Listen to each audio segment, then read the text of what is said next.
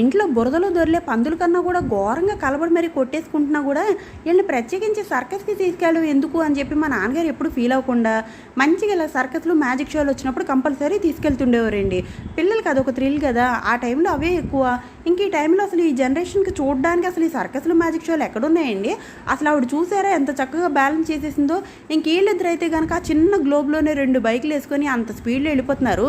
నేను దిక్కుమాల స్కూటర్ వేసుకొని 30 స్పీడ్లో వెళ్తేనే నాకు ఒక 100 కిలోమీటర్ల వెడల్పున్న రోడ్డు ఇచ్చినా కూడా ఎవడో ఒకరిని గుద్దుపడేస్తూ ఉంటానన్నమాట. మన టాలెంట్ అది. కానీ వీళ్ళే టాలెంట్ చూసారా? ఇంక ఈ సైకిల్స్ అంటారా, అసలు చూడండి సింగిల్ చక్రం మీద కూడా అసలు ఎలా బ్యాలెన్స్ చేసి తొక్కేస్తున్నారో. ఇది మెయిన్గా ఇలాగ కోఆర్డినేషన్ అది కూడానండి భలే ఉంటుంది కదా నిజంగానే. ఈ సింగిల్ టైర్ అయినా డబుల్ టైర్ అయినా బాగా బ్యాలెన్స్ చేసుకోవాలన్నమాట. ఇంకా ఇవైతే కనుక తాళ్ళు మీద వాటి మీద అసలు ఎలా నిలబడుతున్నారో కూడా నాకే క్వశ్చన్ మార్క్ అయిపోతుందండి. ఆ పై నుంచి నిలబడి దాని మీద డ్యాన్స్లు వేస్తున్నారు. అసలు బ్యాలెన్స్ ఎలా చేసుకుంటున్నారో కూడా నాకు అర్థం కావట్లేదు. నేను కనుక అలా తలకిందులుగా తిరగబడి నిలబడితే మాత్రం వెంటనే ఇంకా ముక్కులోకి నాకు పొలమారిపోయి శుభ్రంగా వట్టిగా వచ్చి కళ్ళు తిరిగి కిందకి పడతానమాట బాల్ లాగాని. అసలు బాడీ ఎలా వంగిపోవాలి అని అంటే ఎంత ఫ్లెక్సిబిలిటీ ఉండాలో ఆలోచించండి. చిన్నప్పటి నుంచి ఇలాగ సర్కస్ షోలు మ్యాజిక్ షోలు చేసే వాళ్ళందరికీ కూడా ఫ్లెక్సిబిలిటీ ఉండేలాగా బాగా వంగదీసి పెట్టేస్తారో ఏమో అండి. ఈ పిల్లల్ని ఇలాగ వంగదీసి పెట్టక ఇలా సుకుమారం అయిపోయారు. కొంచెం వంగితే నడ్డి నొప్పి, కొంచెం వంగితే కాలు నొప్పి అని అంటున్నారు. ఎప్పుడో ఏళ్ళకి ఎరగదీసి అలాగే సర్కస్లో జాయిన్ చేసేయాలనిపిస్తుంది. కానీ నాకు ఈ చూసినప్పుడల్లా ఇంకా ఈయనైతే కనుక 2 రంగులు వాటర్లు అయితే గడగడా తాగేశారు జగ్గుల నిండా అని.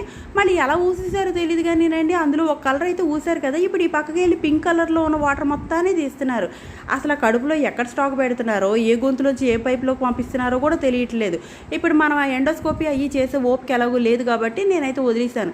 ఇది మరీ ఘోరం చూడండి. తల మీద కర్ర పెట్టుకొని అసలు ఆ మనిషిని బ్యాలెన్స్ చేయడం అంటే ఎంత కష్టం. అసలు మామూలుగా పిల్లల్ని ఎత్తుకోవడమే చేత కాదు నాకు, ఇంక ఇంత బ్యాలెన్సింగ్గా అసలు ఏమాట కామాటండి. వీళ్ళ గొప్పతనం ఒప్పుకోవాల్సిందే. 100 రూపాయలు 200 300 400 టికెట్స్ అయితే ఉన్నాయి. 400 తీసుకున్నాం. మేము కొంచెం దగ్గర నుంచి చూస్తే ఇంట్రెస్టింగ్గా ఉంటుంది కదా అని చెప్పేసి. ఇప్పుడు సినిమాల్లో చూసేవన్నీ డూప్లే కదండి, ఇవి కదా రియల్ ఫీట్స్ అంటేనే.